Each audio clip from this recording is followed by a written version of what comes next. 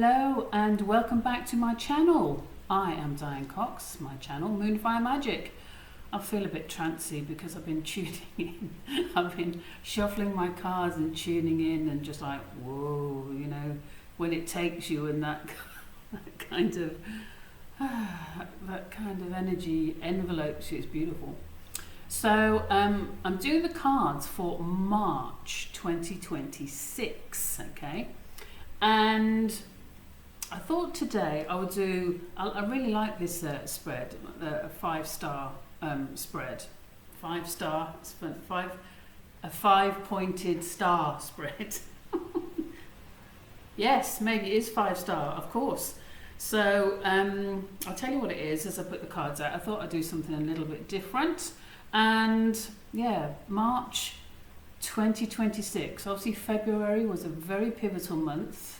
I'm recording this on the 28th of February 2026, and obviously this or maybe not, if you don't know, if you manage to keep away from it, there's this war stuff going on in the Middle East. Obviously I'm not going to even start on that. Let me just concentrate, because I just asked the energies to use these cards to guide us and give us hope and you know, a more uplifting kind of energy. So I'm not going to talk about any of the other stuff, which is quite hard for me, but it's got to be done. Diane, come on, we're going to keep it light.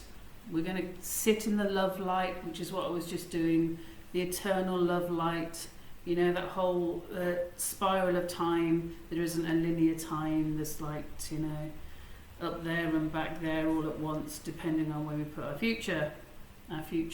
focus even.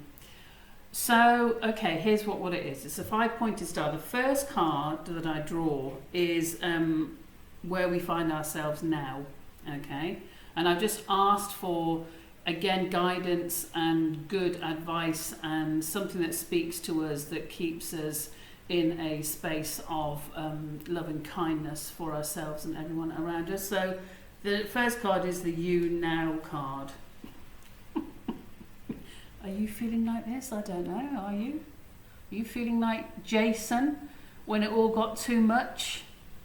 You know, he died in the wreck of his boat in the end. I think he missed out on his he missed his adventures, and he missed the good old days with his friends on the Argonaut. The 10 of Wands can be a card that indicates you've worked hard, you've done a lot of stuff, you've been quite successful, and your success has almost become a burden. You know, it's kind of the business that grows too fast, or overgiving, tiring yourself out, batteries run down.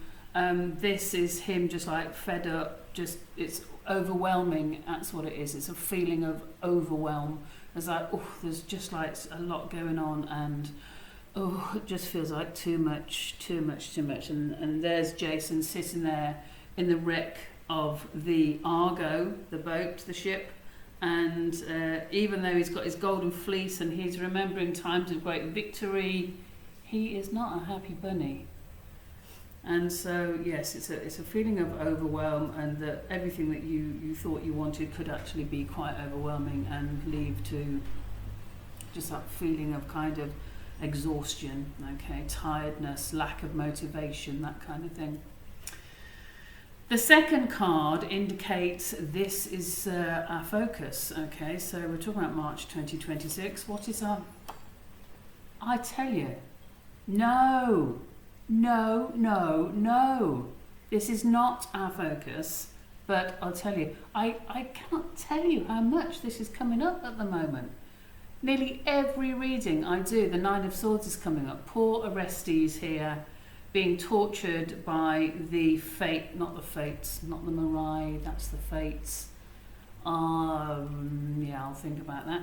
And here he is. This is when Apollo has already threatened him to curse him if he doesn't kill his mother, and this is them threatening to kill him and curse him if he does kill his mother. So the 9 of Swords, I think this is a very good depiction of the 9 of Swords.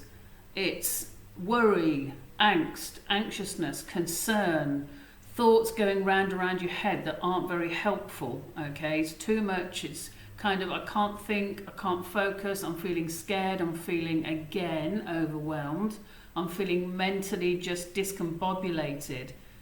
And the message always with the Nine of Swords is it's in the head, okay?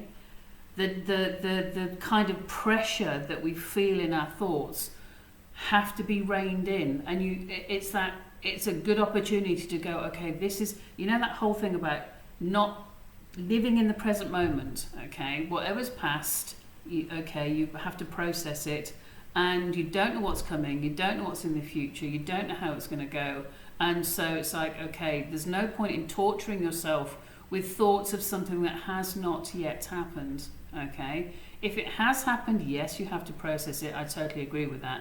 But it's like, there's, how some people just worry and worry and worry. It's like it hasn't even happened. You're just worrying on something, on a kind of thought. It's just a thought. And you know how the whole thing about, the body keeps the count, and how your body listens to all of the thoughts that you have, and it reacts and acts on the thoughts that you have. So if the thoughts are constantly stressful and they give you a downer, and it's just like, again, you're feeling pressured and you're feeling thwarted, or you're feeling small, you're feeling disempowered, whatever it is, the body listens to it and acts in accordance, which is why I'm always yakking on about keeping your thoughts in a space where your body goes, oh, okay, great, I'll do that then, as opposed to, reacting to panic, mental panic. So, okay, let me just say this. So if this is our focus, this is a card that represents this is your focus. The message here is stop worrying about things that haven't happened. It's the classic stress management thing of do something about the things that you can. It's like the Serenity Prayer, isn't it? Do something about the things that you can, that you've got a little bit of control over. And the rest of it, it's just like, okay, I can't do anything about it now. There's no point in letting it keep me up at night. And let's just write it down, or record a message, or talk to someone, talk to a friend, and just go, okay, this is how I'm feeling. And just it's like the pensieve in Harry Potter. Just take the thought out of your mind, put it in a little beautiful jeweled box for some time later, and don't let it dominate your life, your everyday life, your hour by hour life, okay? The third card is, what are the difficult influences? Okay, that's quite an interesting card to analyse for difficult influences, the Eight of Pentacles, because this, the Eight of Pentacles is like, whatever you're doing, you're doing it well, keep on doing it, keep plugging away, keep perfecting what you're doing, just keep doing it and getting better and better at what you're doing. Now, why would that be a difficult influence? Maybe pressure, maybe you don't feel like you're quite at the Eight of Pentacles stage, maybe you feel there's like something else, something different that's kind of at the foundation of whatever's going on. So difficult influences, maybe the pressure of just trying to keep the plate spinning, keep things going, keep the quality up, keep your life quality. Maybe it's that, or maybe it's just the thought of just kind of keeping that thing going, because you're feeling like this, okay, and you're also feeling like this.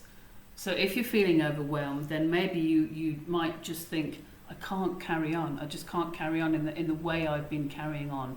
Not that you can't carry on.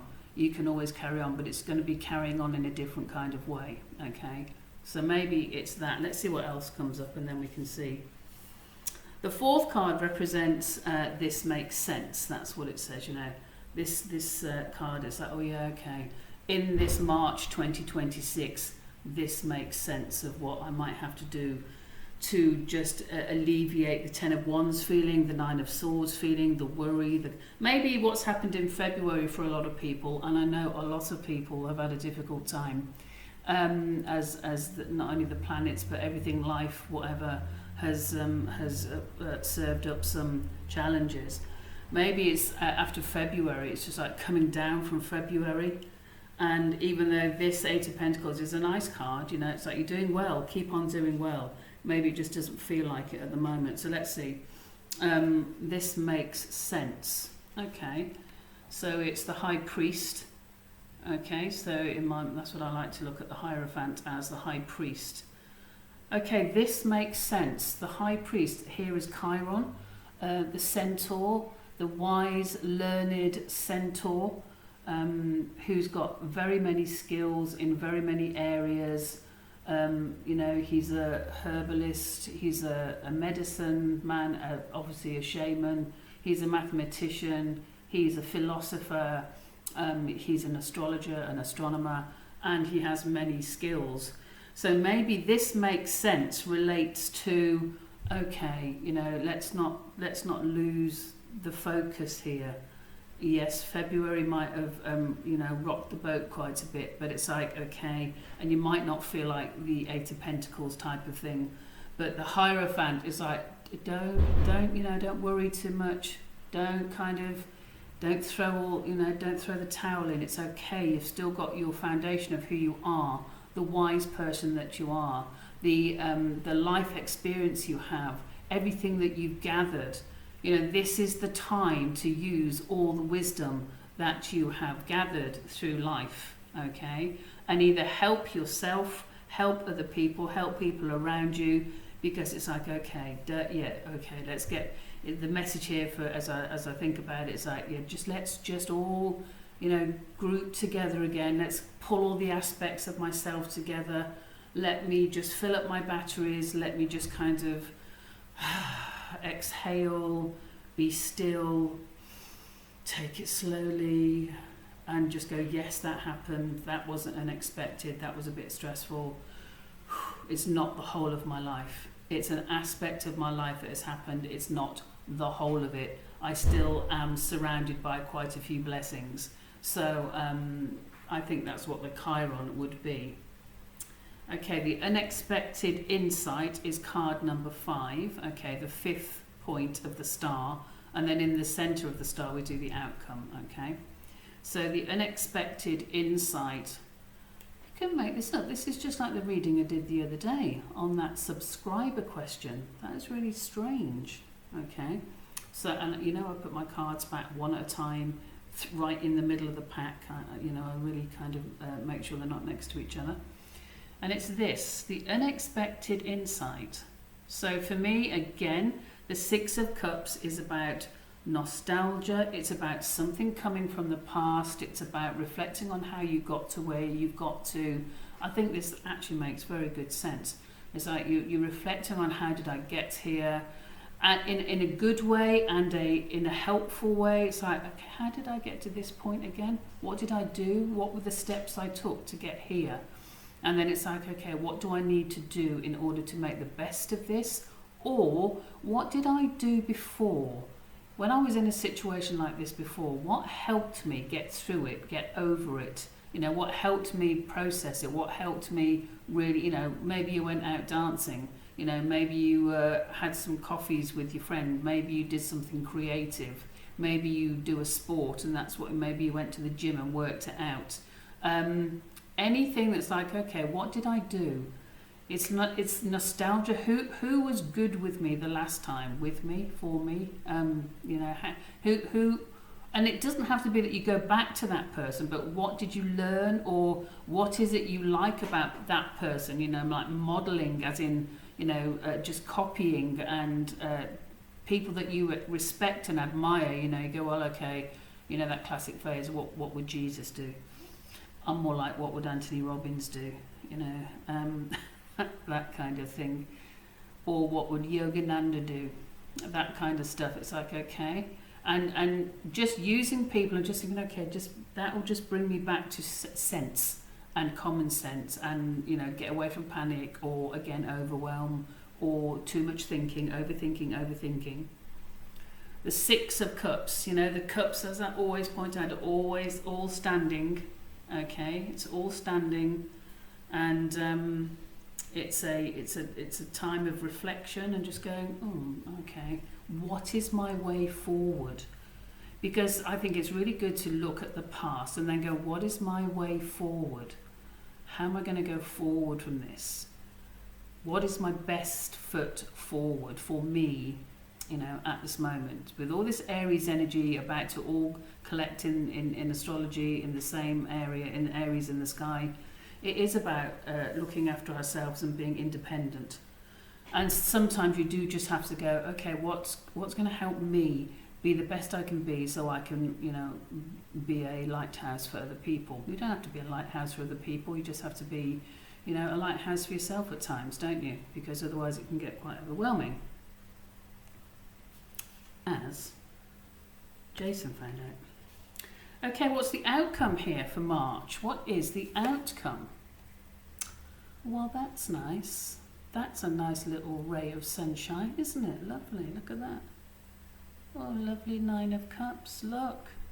So Psyche went through her difficult trials that Aphrodite set her, and because Psyche was aided by magical creatures and creatures that were just helpful, like the ants that helped her sorted out all the grains that she had to do for one of her tasks, grabbing the sheep's wool, all that stuff, the golden sheep. And here we have Aphrodite even celebrating the reunion of Eros and Psyche. So after many trials and tribulations, okay, it all comes together. The 9 of Cups is a you know, a card of happiness, something to celebrate. There's something in the world that is good and pleasant and joyful. So it's something, you know, again, for me, it's because Psyche's gone through those rites of initiation, in my mind, that Aphrodite sent her. You know, Aphrodite can be a very spiteful goddess. She does some very horrible things in her immortal life.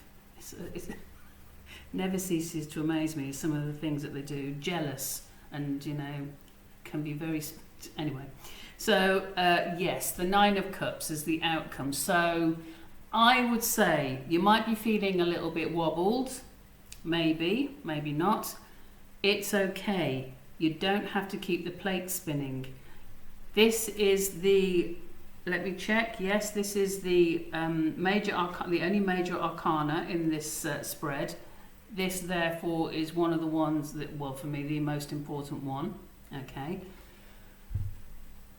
Remember who you are. Remember the spirituality of you. Remember your skills. And even though you might be feeling a bit wobbled, battered and bruised by February, March brings a remembrance of your wisdom, how you've dealt with things before, how you've bounced back. If you haven't bounced back before, this is your opportunity to do it. Bouncing back is all about this year. Bouncing, new beginnings, start afresh. If you've never quite managed to find the thing that allows you to bounce back, this is the time to do it.